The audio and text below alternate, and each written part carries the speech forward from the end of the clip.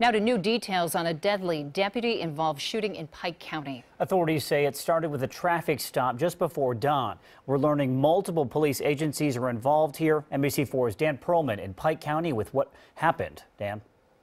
Well, the scene here in Pike County now clear. This is the home right over here where deputies say a confrontation with one of their own left a man dead. It was right around the time we just heard some commotion. Nicole Nisley woke up her neighbor's home, the neighborhood surrounded. For as far as the eye could see, you could see nothing but ambulances and cop cars. This the result of a deputy-involved shooting. Sheriff Charlie Reeder telling me one of his deputies tried pulling over James Burks around 4 a.m., but Burks fled to this home. This is where Reeder says Burks tried running. The deputy gave chase.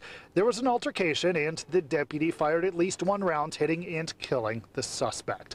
Several others in that car and in this house brought in for questioning. Beyond this, the sheriff saying this investigation will be handled by outside agencies. This is to ensure that the investigation is completely independent of my office. Meanwhile, no name yet on the deputy involved. The deputy involved in a shooting in a place. It was very scary. Not used to this happening.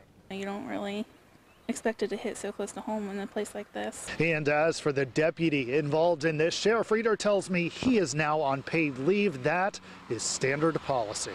Local for you in Pike County, Dan Perlman, NBC4.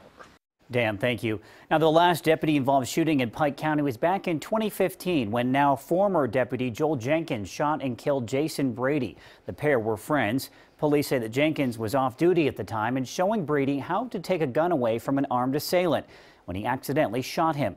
Back in October, Jenkins pled guilty to reckless homicide and was sentenced in December to more than 3 years in prison, just 6 months less than the maximum sentence. You can, of course, count on NBC4 for the latest details on this shooting. We'll bring you updates on the investigation here on the air and on our website, NBC4i.com. New at 5, 4 men are charged.